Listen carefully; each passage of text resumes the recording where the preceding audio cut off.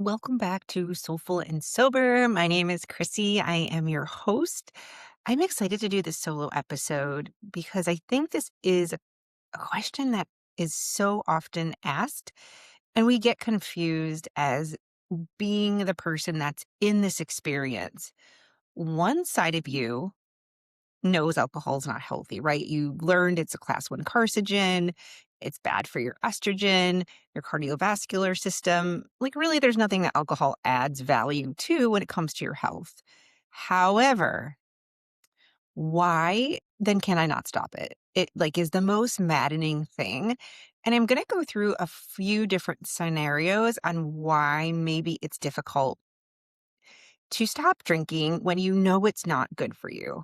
And this really, I think, just details the fact that willpower does not work in this type of situation, right? We know willpower in general doesn't work, but it's again mind boggling. Like, I could be super smart, but can't quit this thing, or I keep thinking about it, or I keep going back to it.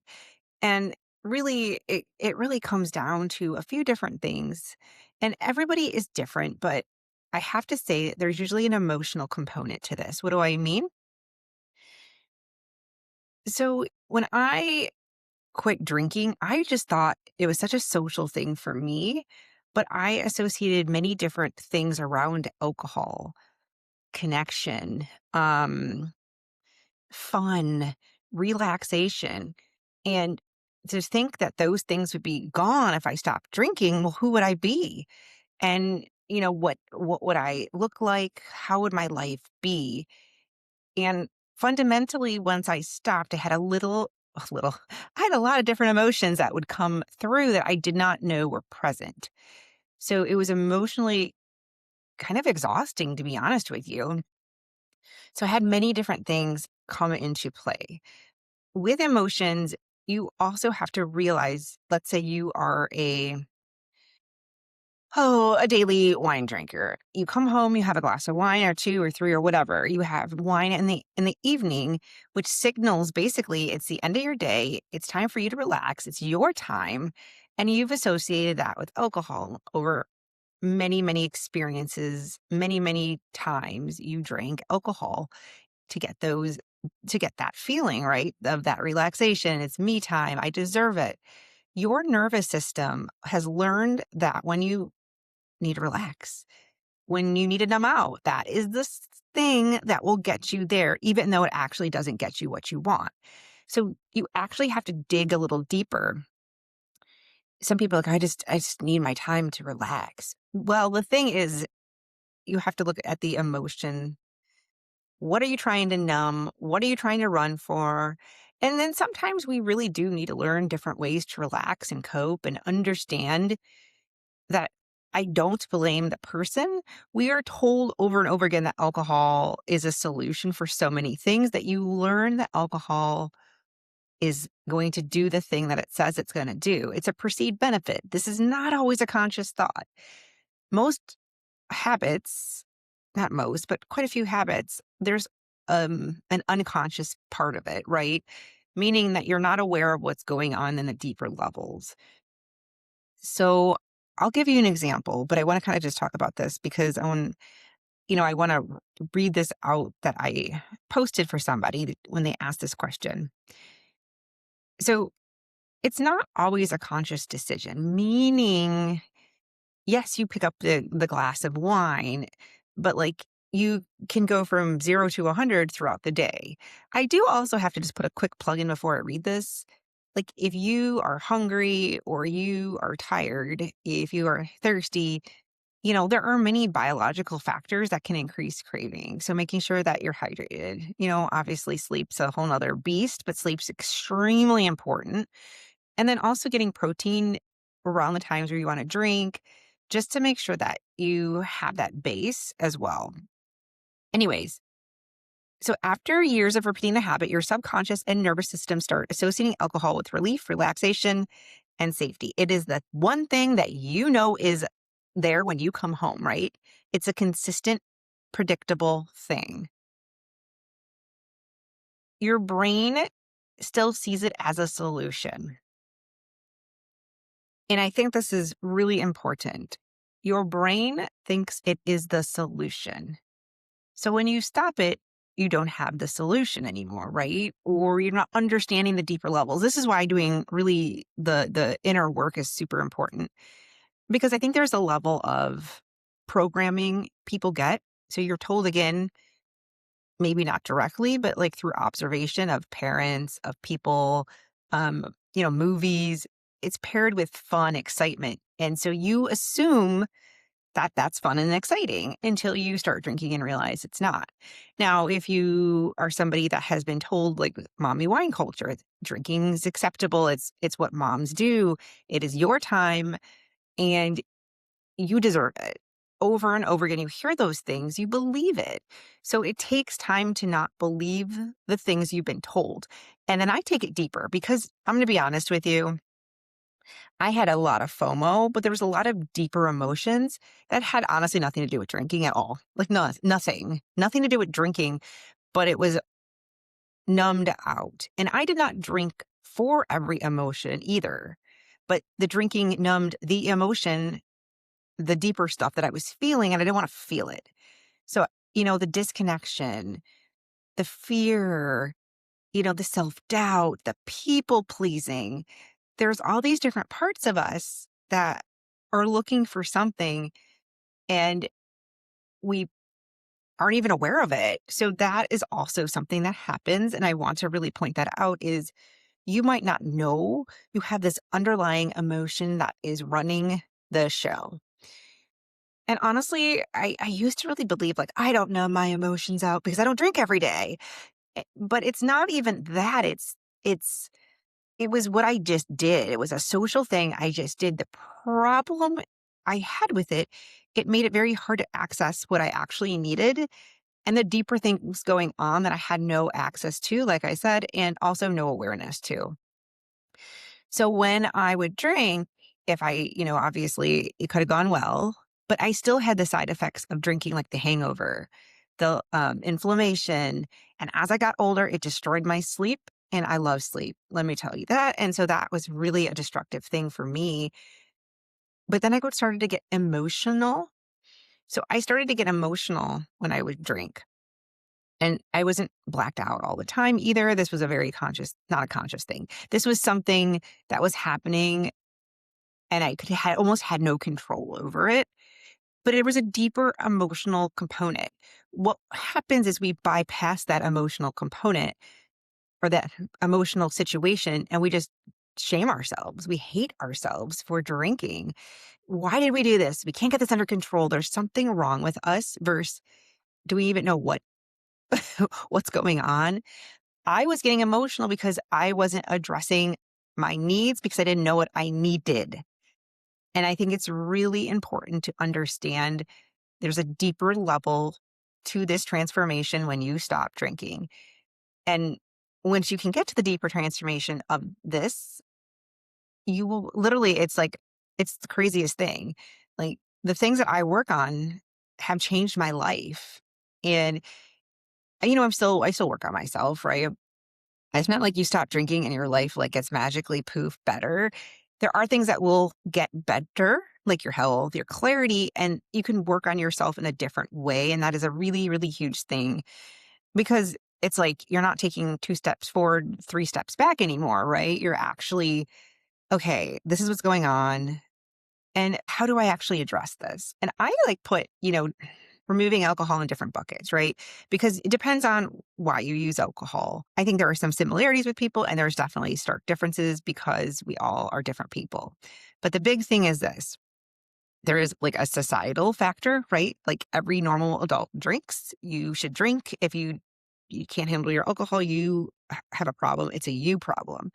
And so there's a lot of social expectations, biases, myths, things that we are told we ignore what we really want.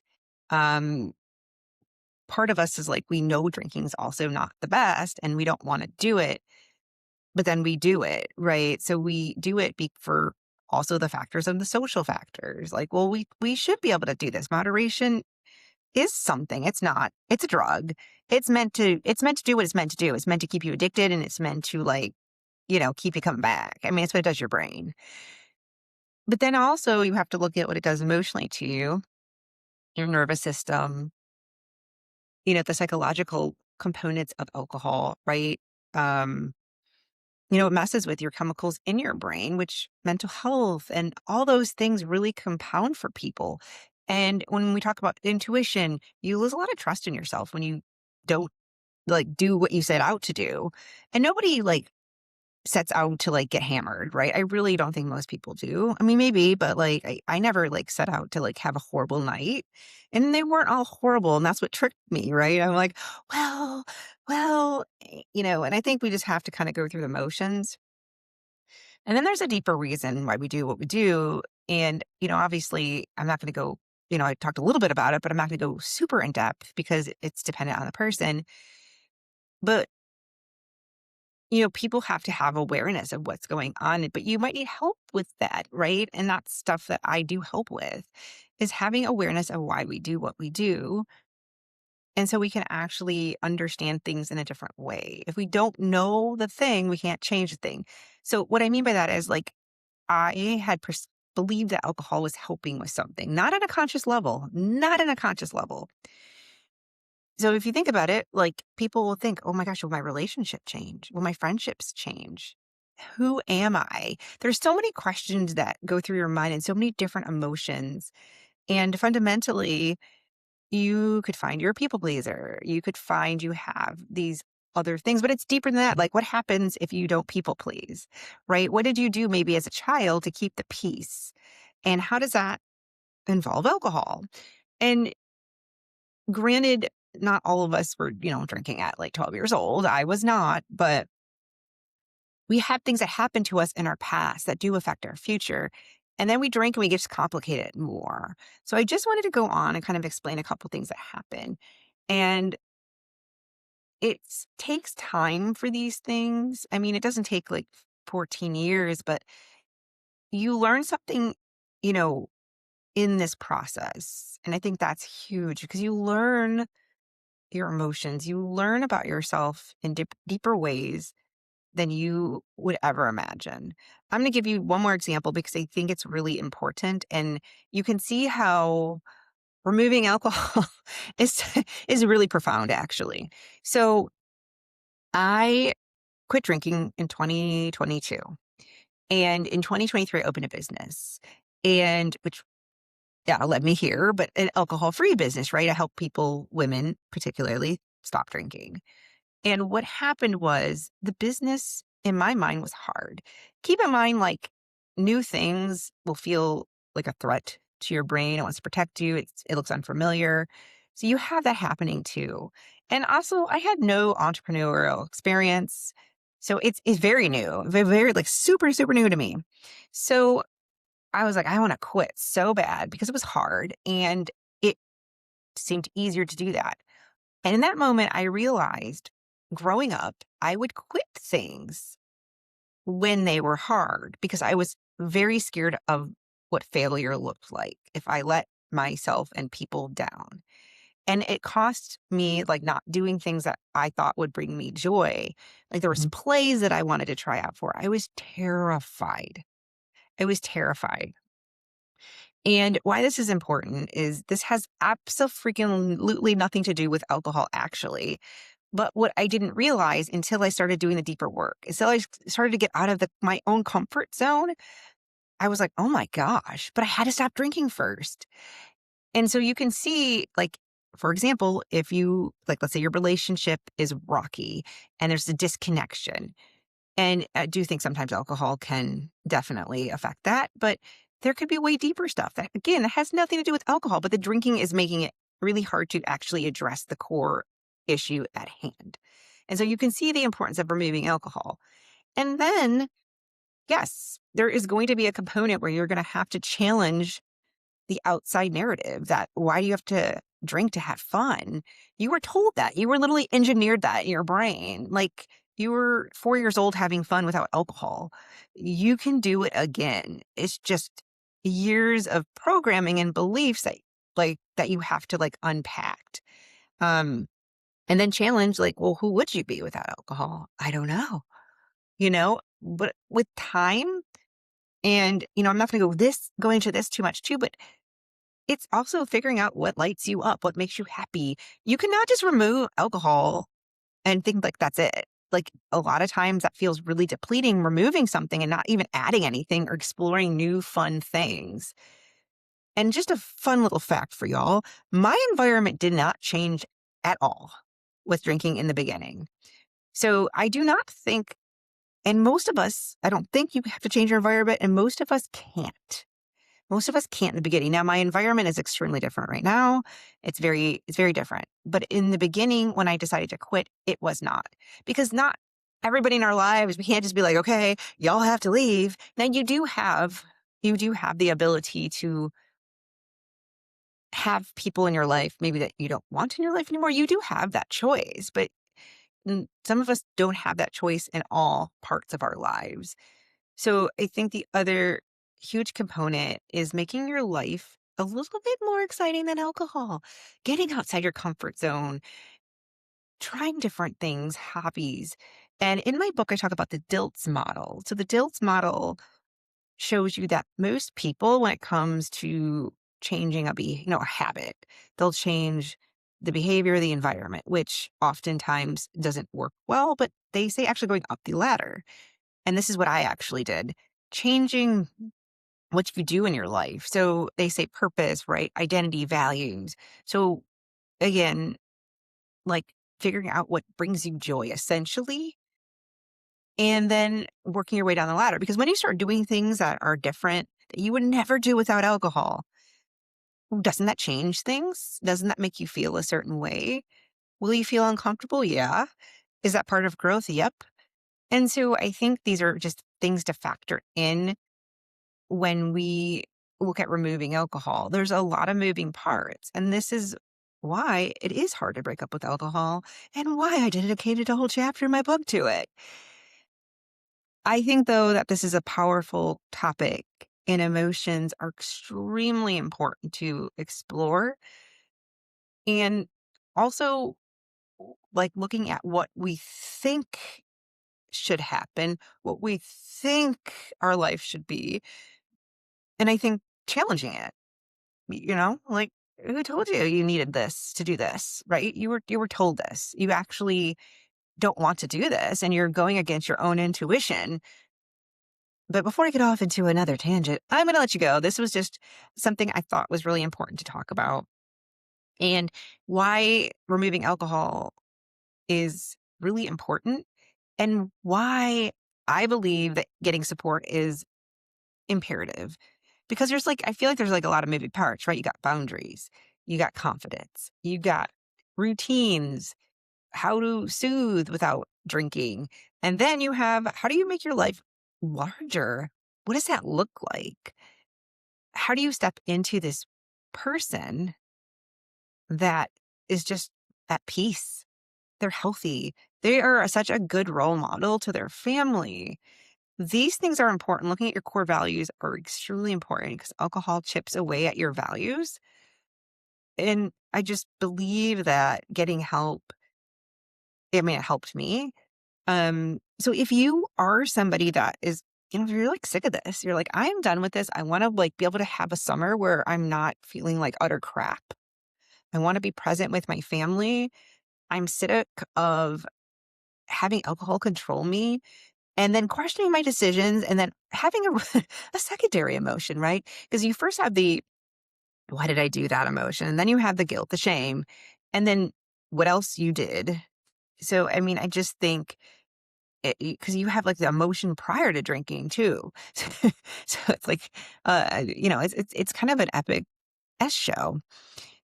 But if you are looking for help and you're looking for a place to start, I'm going to link below to apply to work with me. I don't have a ton of one-on-ones, but I have a very select like one. And then I do have a group program where I can guide you through the different experiences. And it is absolutely something where I teach, but there's a whole component of you get your questions answered. And because I think that understanding things and going into something, understanding why and having a plan, and then also understanding that this isn't about perfection as well. I don't like to say forever because I think that makes our brains almost like some people, it makes them feel unsafe. Like their brain's like, oh my gosh, I can never drink again. And then you end up going to drink because you're so like, your nervous system's like fried. So I don't think it's about saying forever. I think it's just honoring where you're at and honoring your intuition and then just going from there and just seeing where things go. Believe me, I went from like having such bad FOMO, like how would I go on vacation? How would I function without alcohol? Prior to that, I was like obsessed with mommy wine culture and I was huge into red wine and it was a huge part of my identity. But I thought about not drinking all the time. Then going from quitting to writing books to starting podcasts and just really refining who I am as a human and helping my son through challenging times. And, I think we just forget sometimes that we are examples for our children. So our transformation and our like ability to work on ourselves, that doesn't just benefit us, that benefits everybody. Everybody in your life will benefit from that.